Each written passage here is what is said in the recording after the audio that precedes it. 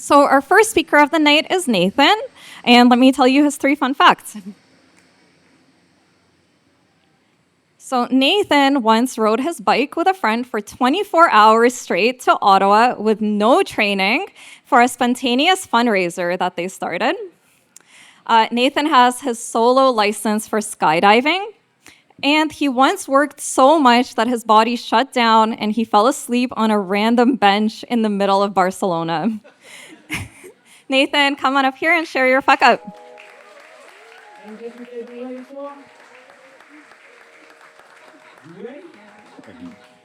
Oh, I need this. Thank you so much, Marsha. So, how you guys doing tonight? That was weak. That was weak, guys. How are you doing tonight? Okay. So, like Marsha said, my name's Nathan. I'm the owner of a general contracting company called Olive Tree Builds. So, that's me over here. 3 different images. I come from a very regular family, just like most of you guys in this room. You can tell that by my low-budget sheep costume over there. That was not for Halloween, that was for Hallelujah, okay? 2 different occasions. So you got me flexing my muscles over there in the middle, and this is me and one of my brothers and my dad on the far right. So my parents I come from, like I said, like a very ordinary family. Both my parents immigrated here when they were like 20, 25 years old. My dad actually came here with like the dream to come here, work hard, save money, go back to Brazil and buy a gas station, you know? I don't know, he saw one for sale and was like, you know what, screw it. I'm just gonna go there, I'm gonna work hard, get money, come back, and I'm gonna make shit happen for myself. I learned a lot from them, even though they're not the savviest like investors or they're not like financially literate and all that other stuff. But I learned a lot from them, and it taught me to work hard. You know, it really taught me that I saw the struggles they went through in life, and I was like, you know what, like when you see people go through that, you feel like a sensation inside that you're like, yo, if my parents are doing this, I can do this. It's no problem, you know. So when I was about 18 years old, I had 3 jobs at the time. You know, some people are like, oh, how do you have 3 jobs at 18? You know, so what I was doing was the job I was working in the middle of the day was I used to sell hot tub and pool equipment. And then while still being clocked in on that job, I would leave in the middle of the day to install the hot tub and pool equipment that I had sold to those customers. And then I'd come back around 5 p.m., I'd clock out of that job, and I'd head to my last job of the night, which was cleaning an office for my friend's dad. He had like an accounting agency. So I did that for quite some time, and eventually that cleaning job, it led to another opportunity for me. My friend's dad was like, you know what, like, you see you working all these different jobs, if you want one more, we're hiring for this new bakery we have. And I was like, you know what, a baker, like, I can't even cook, like, but sure, I'll do it, like, why not? So I ended up working as a baker for this brand called Uncle Tetsu. It's really big downtown. Some of you guys might have heard it before. But basically, I did that for some time. I remember this was like a pivotal role for me and my like turning point for me in my life, because I remember one day I was coming into work and the gentleman, which is my friend's dad, he was managing the store. The regular managers, they were gone, and I remember I pulled up there, and if you ever seen this store before, like, it has massive lines, you know? You'll see like a 3-hour long line just for some cheesecake. And I remember I got there, and he looked at me, he's like, Nathan, get over there, get in the back right now, things are a mess. You need to fix all the stuff going on and get everything organized. And I was like, I'm just a baker. Like, I'm just here. Like, this is like, at this time, it was like my 4th shift. I was like, no way. So anyways, I go to the back, and I talk to the people there. I'm like, guys, like, what's going on? Like, you guys are just like running around, like not knowing what to do. Like, we got to get this place organized. We got to get going. So I ended up fixing the whole situation, got everything going. And I remember at the end of that shift, my friend's dad came up to me. He's like, that was really impressive. You know, like, I know I was being a hard ass, but like, you have 0 training in this, and you just took initiative and you got it done.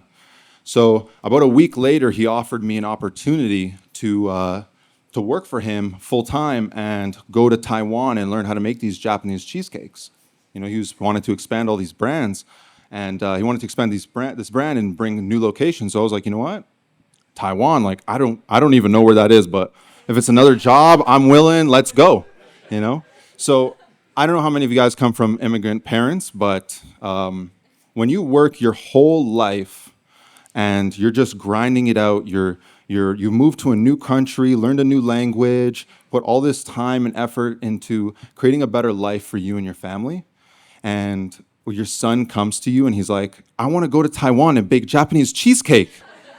Like, at that point, like, they literally thought I was nuts. So I ended up working there for 3 years. I started off as a baker, making muffins, went to Taiwan, learned how to make cheesecakes. I actually rose the ranks from a baker all the way to operations manager, and ended up becoming a partner in the store. That's my store over there on the far left. That's in Vancouver. In the middle, that's me on the news, talking about the location and everything. So things were going great. Things were going so great that we even were like, you know what? Like, we've done this now. It's been 3 years. Let's venture off. Let's go open up a new brand. Let's go get another Asian brand and let's do the same thing. So we thought, you know what? Let's go get Chat Time.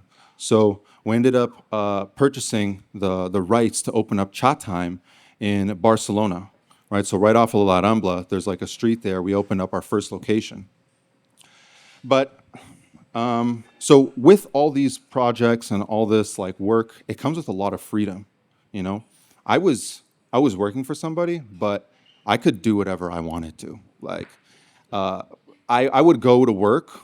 I had to show up in a right amount of time. I had to show up relatively close to 9. But if I was late, nobody cared.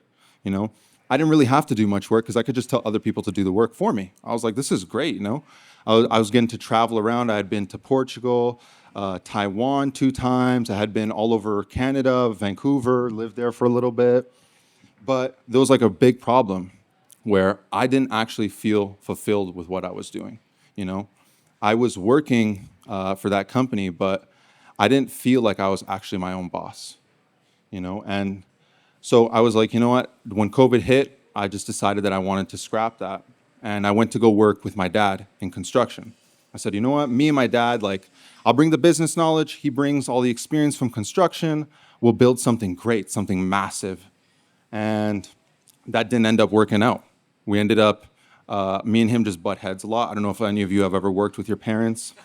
Since you're younger than them and they made you, they think that you don't know anything, and it's always just a big complication. So I was like, screw this, I'm just gonna go try my own thing.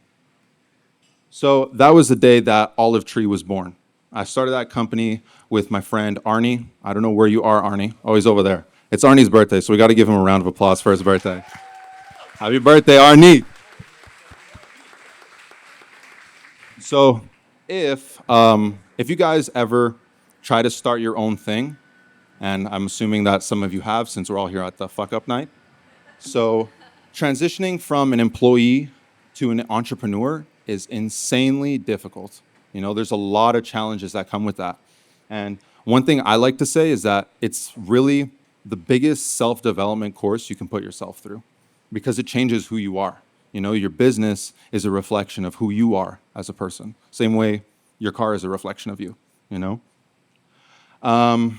So we started this brand, started going great. First year delivering. Hold on, you guys can't see that just yet. So we started delivering for the clients, and at that time I was like, you know what? Let me still put some manual labor in. I'll work some of the jobs, and things were going great. We're making a lot of money, delivering projects on time, within budget. Everybody loved us. Like, we were getting referrals like you could not imagine, But eventually, over time, I met this other contractor through a friend of mine who had just done an apartment renovation. He's like, hey, Nathan, like, this guy, he did a great job for me. He was a fraction of the price that anybody else out there would have charged. It's like, some guy's doing great work out there and he's charging a fraction of the price. Like, I need to get on this, like, let's meet. So ended up meeting that guy, gave him some projects, People loved this guy. I would send him to somebody's house. I would get texts being like, oh my God, this guy's amazing. I asked him to do some extra stuff. I know you didn't charge me for it. Oh, shit. Oh, you got to control this clicker. It's like, I know you didn't charge me for it, but you know what? He took care of it. I'm so thankful. And like, this was bringing more people in. So we're like, okay, you know what?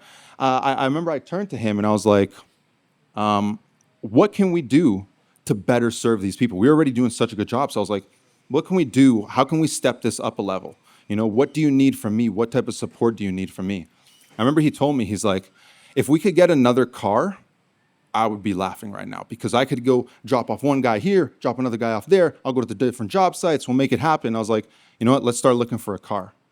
So can I get a raise of hands here? How many people have saved money for something they really want in life?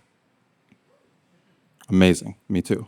So you see, I want to say that that last question was in relation to the car, but in my line of work, strangers give me their life savings that they've saved for their entire life and ask me to use that money to turn it into their dream spaces. You know, so you're giving people people are giving you hundreds of thousands of dollars and asking you to deliver something to them. They want it delivered properly, they want it delivered well. And so we kept growing knowing this in mind. But that brings us to this project over here that you see in this picture.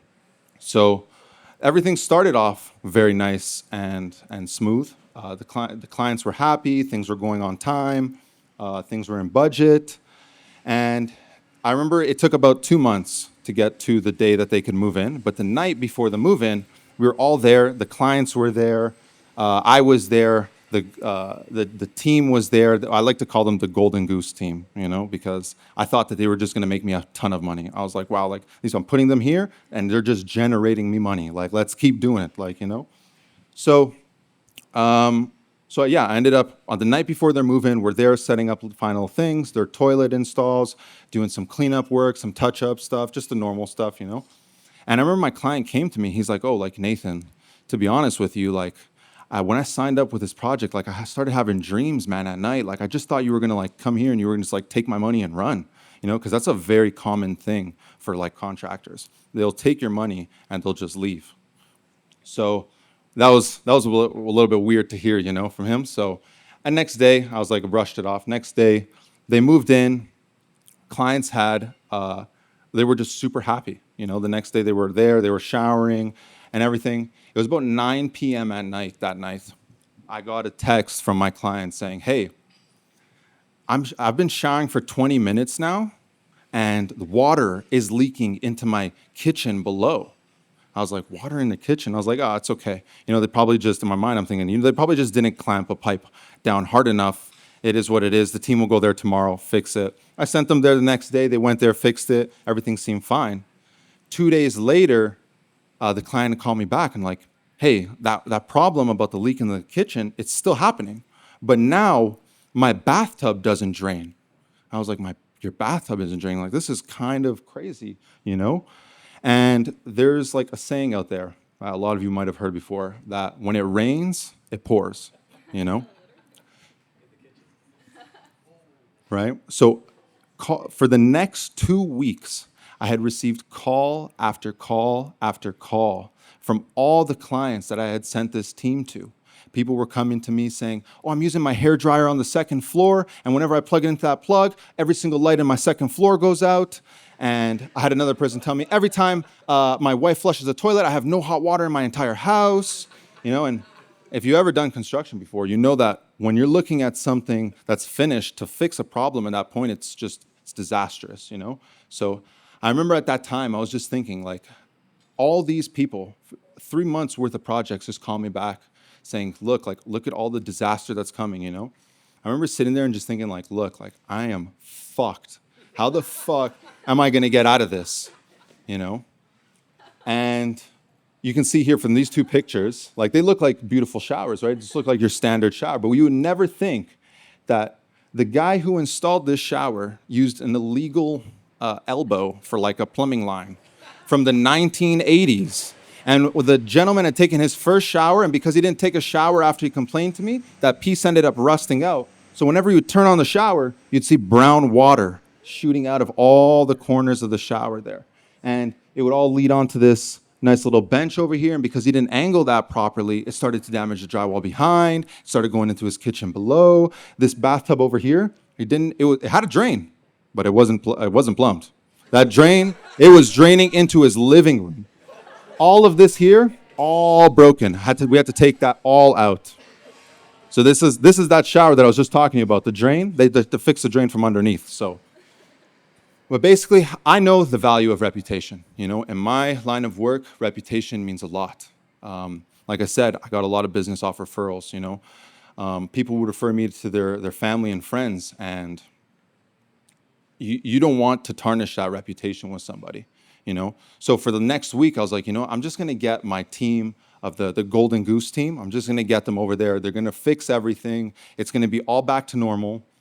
But the reality was that it wasn't. That team was just not capable to do the work that I needed of them. We can see a problem to get it fixed. They knew how to fix it, but something would just get lost, and they couldn't do it. And oftentimes the problem would get worse. So over the next 2 to 3 months, I spent about $35,000 to $45,000 putting money into these people's homes just to fix those issues.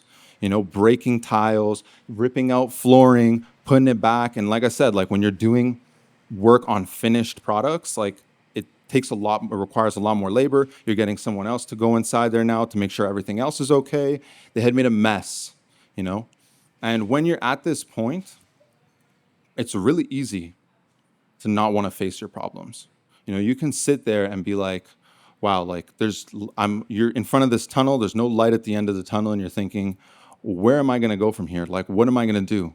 Should I just leave? Like, if I just disappear, they're going to have a nice time trying to find me, But like I was telling you guys before about my parents, that's not the type of man that they raised. So I wanted to make sure that I did something right for these people that I had screwed over.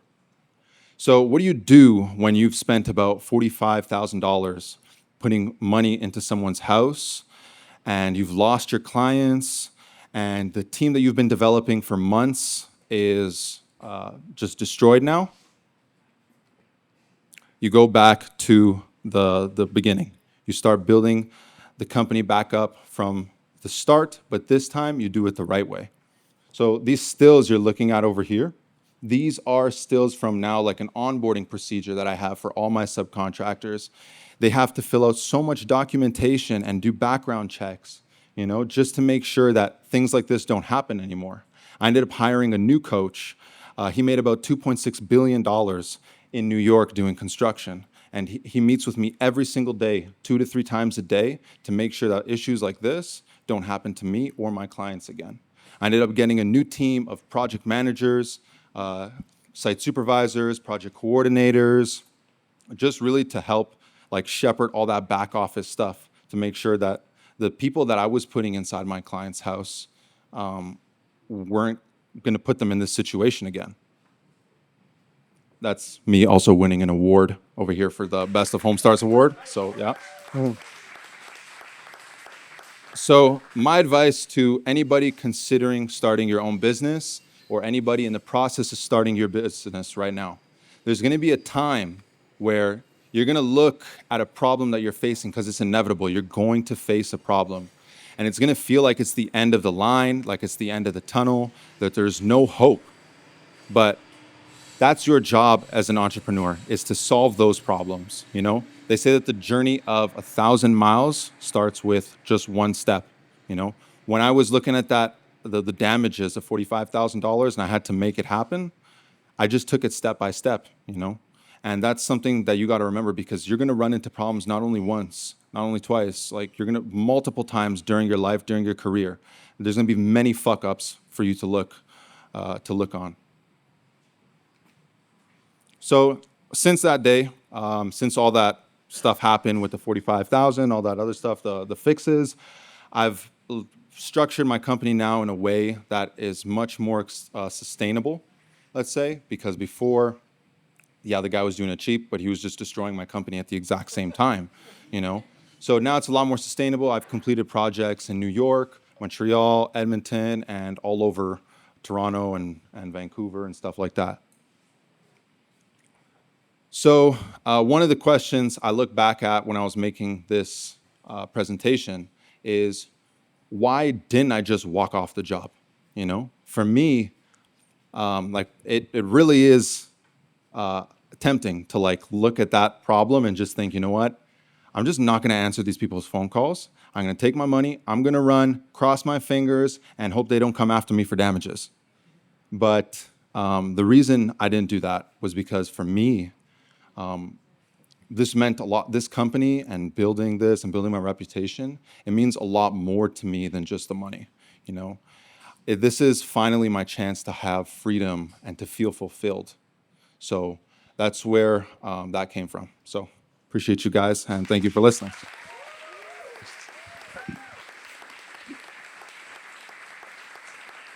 Awesome. Nathan, that was such a fantastic story. So different from a lot of the stories that we've heard over the years, and some really, really incredible lessons that I think are so relatable to folks in whatever industry they might be. So we're going to open it up to some Q&A. Ian is going to run over to you, Aniket is going to run over to you with a mic. If you have a question, so just raise your hand, and we're just going to ask you to keep the question itself brief, so we can try to get through as many as possible. So yeah, let's kick it off. Who has the first question?